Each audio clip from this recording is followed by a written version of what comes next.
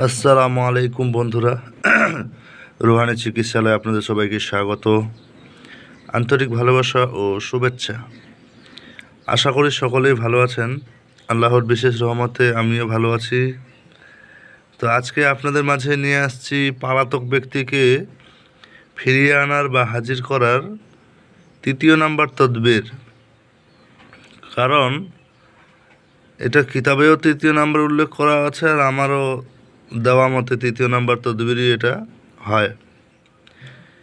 তো এই পলাতক ব্যক্তিকে ফিরিয়ে আনা ৩য় নাম্বার তদবির, এই তদবিরটা ওই 2টা তদবির যে দিয়েছিলাম ওটার থেকে একটু আলাদা এবং অন্যতম, এবং ফল বেশি দিবে এরকমও একটা বিষয়বস্তু এখানে উল্লেখ করব ইনশাআল্লাহ। তো ভিডিওটার শুরুতে প্রথমে বলে দিই, যদি চ্যানেলটাতে নতুন হয়ে থাকেন অবশ্যই সাবস্ক্রাইব করবেন, আর যদি সাবস্ক্রাইব করে থাকেন আপনাকে জানাই অসংখ্য ধন্যবাদ। তো চলুন এখানে আগে যেটা কেতাবের ভাষায় লেখা হয়েছে সেই জিনিসটা আপনাদের মাঝে পড়ে শোনাই এবং বিস্তারিত আলোচনা করি, এবং নকশাটা আপনাদের মাঝে প্রদর্শন করাবো, এমনকি দেখাবো। তো এখানে কেতাবের ভাষায় লেখা আছে, নিম্নোক্ত নকশা কাগজে লিখিয়া চরকার সহিত বাঁধিয়া উল্টা দিকে চরকা ঘুরাইবে, যতদিন ফিরিয়া না আসে ততদিন ঘুরাইবে। নকশা ইনশাআল্লাহ কামিয়াব হইবে। ফেলনার স্থানে পলাতকের নাম লিখিবে। এই যে কথাটা, এই কথাটা ছোট্ট একটা কথা, এই কথা অবধি আপনি কাজ করতে পারবেন না, যেটা বাস্তব কথা আপনি কাজ করতে পারবেন না। এখন কাজ যদি করতে হয় আপনাকে বিস্তারিত জানতে হবে বিষয়বস্তুটা কি। কথা বুঝে গেল? তো এই যে দেখুন, আগে নকশাটা আপনাদের মাঝে একটু দেখাই, স্পষ্ট করে দেখাই, সুন্দরভাবে দেখাই। এই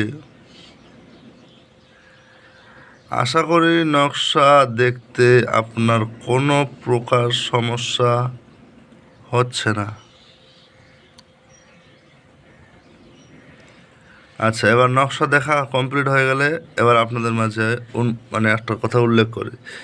প্রথম কথা, নকশাটা কিন্তু পরিপূর্ণ এটা হাতের লেখা নকশা।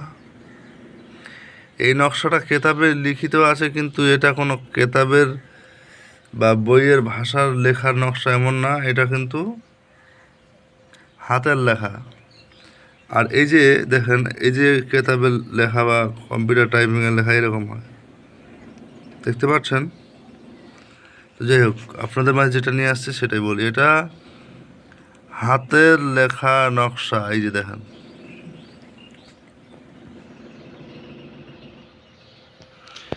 এবার নকশার যে স্থানে ফলান লেখা আছে সেখানে কিন্তু নাম লিখতে হবে।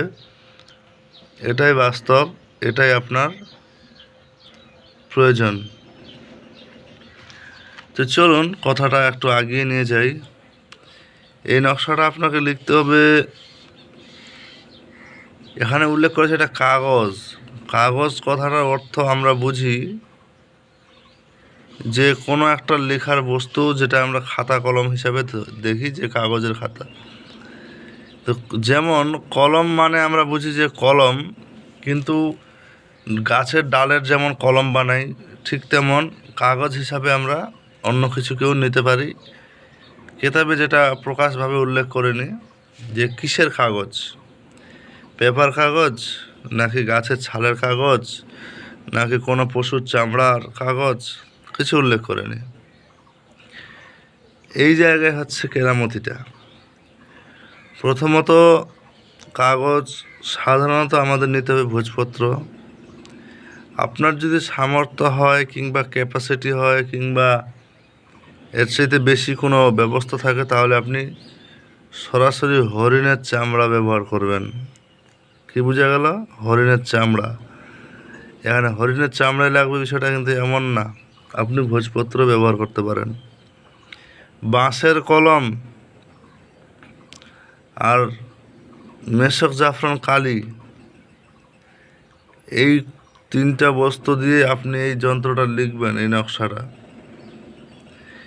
মিডিলে যেখানে ফলান লেখা আছে এখানে লিখবেন অমুকের পুত্র অমুক বা অমুকের কন্যা অমুক। কীভাবে? ফলান বিনতে ফলানি, ফলানা বিনতে ফলানা। পুরুষের ক্ষেত্রে ফলান বিন ফলান, আর মেয়ের ক্ষেত্রে ফলানা বিনতে ফলানি, এটা লিখে আপনি এটা ভালো করে ফোল্ড করবেন, করে এটাকে জাগিয়ে নেবেন। জাগিয়ে নেওয়ার পরে চরকা বুঝেন? চরকা কথাটা আমি একটু বিশ্লেষণ করি।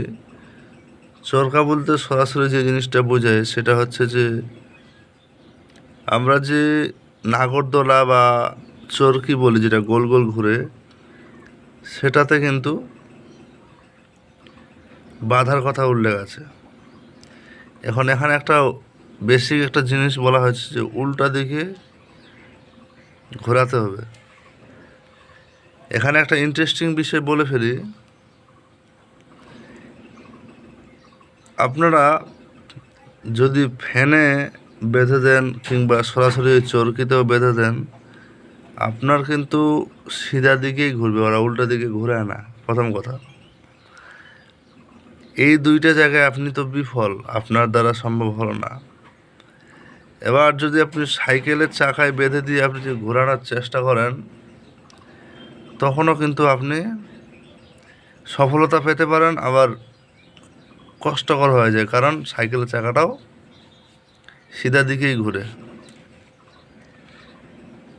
চরকা বলতে গোল চত্বর বোঝায়, যেখানে অনেক রকমের কেরামতি ক্যাপাসিটি সিস্টেম করা যায়।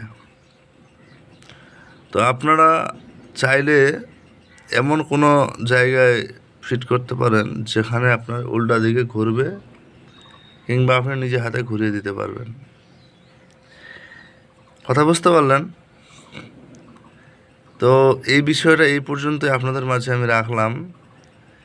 এর যদি অরিজিনাল কাজটা, মানে কিসের উপর ঘোরাতে হবে আর ঘোরানোর নিয়মটা কি, এটা যদি আপনারা জানতে ও শিখতে চান, অবশ্যই আমার সঙ্গে যোগাযোগ করবেন। ইনশাআল্লাহ আমি আপনাদেরকে শিখিয়ে দেব, তবে এটা আপনাদেরকে সম্পূর্ণ ফ্রি শেখাবো, এটাতে কোনো টাকা নেব না। শুধু বলে দেবো যে শেখাবো বলতে এই জিনিসটা আপনাদের মাঝে আবারও বলি, শুধু শেষ অবশিষ্ট নিয়মটা আমি বা ওই গোপন ভেদটা আপনাদেরকে আমি পার্সোনালভাবে বলবো। দেখতে চাই যে কতজন ব্যক্তি শিখতে ইচ্ছুক বা আগ্রহী। ঠিক আছে? তো মোবাইল নাম্বার আবার দেওয়া থাকে ডেসক্রিপশনে, তারপরে মুখে বলে দিই +917364831540। কথা বোঝা গেল? এবার হচ্ছে আপনাদের ইচ্ছা। ঠিক আছে? তো ভালো থাকবেন সবাই, সবার জন্য দোয়া রইল, আমার জন্য দোয়া করবেন। তো দেখা হচ্ছে আগামী ভিডিওতে। আর যারা ব্যক্তিগত শিক্ষা নিচ্ছেন, শিক্ষার বিষয়টা আলাদা, গরুর রেজাদের সম্পর্কটা সম্পূর্ণ আলাদা। কথা বোঝা গেল? তো ভালো থাকবেন, দেখা হচ্ছে আগামী ভিডিওতে। আল্লাহ হাফিজ।